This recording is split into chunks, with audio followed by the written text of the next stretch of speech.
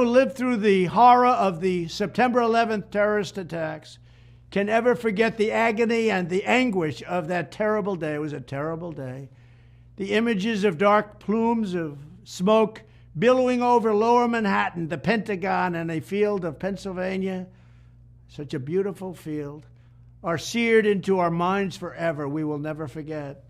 Today, on this solemn anniversary of those monstrous attacks, we remember the 2,977 precious souls who were savagely taken from us on that morning 22 years ago, leaving a void that can never be filled, No matter what happens, it can never be filled.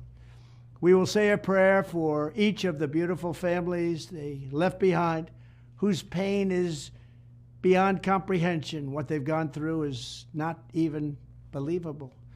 We honor the firefighters, the great New York PD, the police department, what great people they are. They are so great. And the Port Authority officers, the Virginia, D.C., and Pentagon police, and the military service members and other first responders, actually all over the country. They acted with supreme heroism, and they went to the site of the most heinous crime. They would leave other states far away and go to the world. My question to you is, and those who know me from Rotary, every politician since I've been there who has come, I have asked the same question. What would you do to help and support?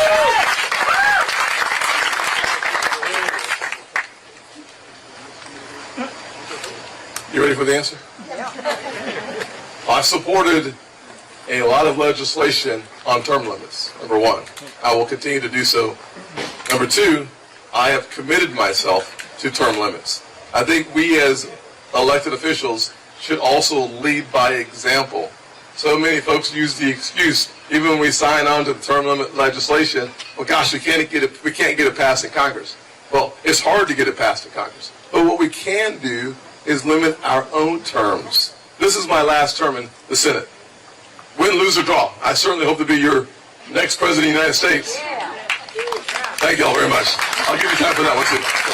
But either way, this is not a full-time job.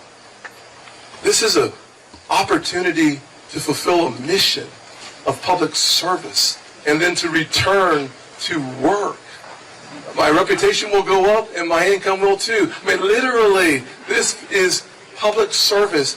We should all believe in term limits, and it's one of the reasons why I told my state that this was my last run before I ran, so that they could have a strong, clear fact that Tim Scott is not on the ballot for the United States Senate. Right. Now let's talk about national security. Did you ever think we would look at the sky and see a Chinese spy balloon looking back at us? It was a national embarrassment. You've got Russia invading Ukraine, you've got Iran building a bomb, you've got North Korea testing ballistic missiles, you've got China on the march. But make no mistake, none of that would have happened had we not had that debacle in Afghanistan. The idea that Michael and his military brothers and sisters who served there had to watch us leave Bagram Air Force Base in the middle of the night without telling our allies who stood shoulder to shoulder with us for decades because we asked them to be there. Think about what that told our friends. More importantly, think about what that told our enemies. What are we doing? And now you see what's happening. And let me tell you, China has been preparing for war with us for years. And that's not me being dramatic. They're already here. China owns 400,000 acres of U.S. soil, most recently near Grand Forks Air Force Base. I've always said food security is national security. China bought the largest pork producer in our country, in Iowa.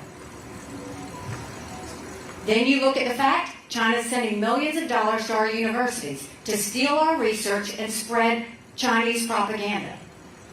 Our Chinese companies are lobbying Congress on behalf of the Chinese Communist Party.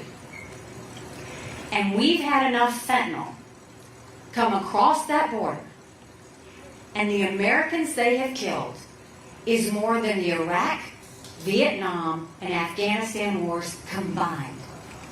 75,000 just last year. You look at the technology, there's certain technology we know we don't want China to have because it builds up their military and it threatens America. Yet the Biden administration approved 70% of it last year. And when it comes to our military, China is ahead of us. They have the largest naval fleet in the world. They have 350 ships. They'll have 400 in 2 years. We won't even have 350 in 2 decades. They have started developing hypersonic missiles. We barely started. They're doing nuclear. They're doing space. They're doing artificial intelligence. They are now the biggest developer of neurostrike weapons. That's engineered to change brain activity and cause malfunction in military leaders and segments of the population. We need to wake up. And now, how long? We don't know how long this has been happening, and it's another reason why we got to clean out our intelligence agencies. But now you've got a spy center going up in Cuba off the coast of Florida, and you wait. The whole intent is to put Chinese military soldiers right there. And if that happens, God help us. We have to get hold of our national security. And you don't do it by appeasing them, and you don't do it by being friendly with them. You do it with strength. There were 2 things that Russia and China never wanted us to have. They never wanted us to be energy independent, and they never wanted us to have a strong military. We will make sure we are not energy independent, we are energy dominant. No more going hat in hand to Saudi Arabia. No more getting dirty oil from Iran or Venezuela. And we will build up our military because strong militaries don't start wars, strong militaries prevent wars.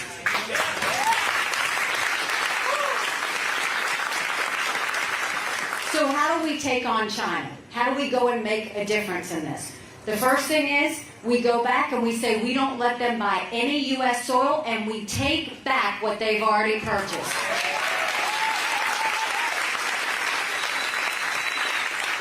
We'll go to every university and we'll tell them you either take Chinese money or you take American money, but the days of taking both are over. We will get that Chinese infiltration out of our universities. When it comes to the fentanyl crossing the border, we'll do 2 things. One, we'll tell China we will end all normal trade relations with you until you stop killing Americans. You watch how fast they fix what's going on the border. But we will make sure that the cartels know we mean business too. We will send special operations at the border and take out those cartels because we're not waiting 1 more second for that fentanyl to cross the border.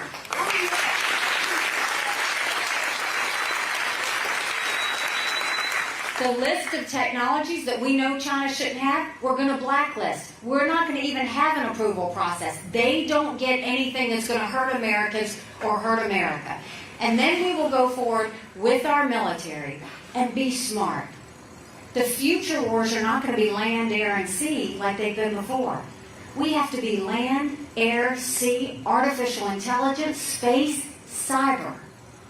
So we need to modernize our military. We need to make sure that our men and women are best equipped to defend should they have to. And you don't do that by throwing money at the Department of Defense. You do it by breaking down the bureaucracy and all the red tape and make them stop playing favorites with certain companies. And then we let them know that we expect more productivity from them. That's what having the back of our men and women is when they know that. Mr. President, today's our nation marks the 22nd anniversary of the September 11th attacks. We mourn the loss of some 3,000 Americans who were murdered by terrorists. It was one of the darkest days in our history. Just last week, we marked another sad anniversary. It was the 2nd anniversary of President Biden's surrender in Afghanistan. On 9/11 of 2021, the Taliban controlled more territory in Afghanistan than they did on 9/11 of 2001. That is an absolute disgrace. The responsibility goes straight to our commander-in-chief. At the time, President Biden called it an extraordinary success. Nobody else thought so. The American people overwhelmingly reject this idea. Our allies certainly reject this idea. It was not a success. It was the worst embarrassment of our nation in decades. In 2 years since the fall of Afghanistan, there has been absolutely no accountability within the Biden administration. No one has been fired.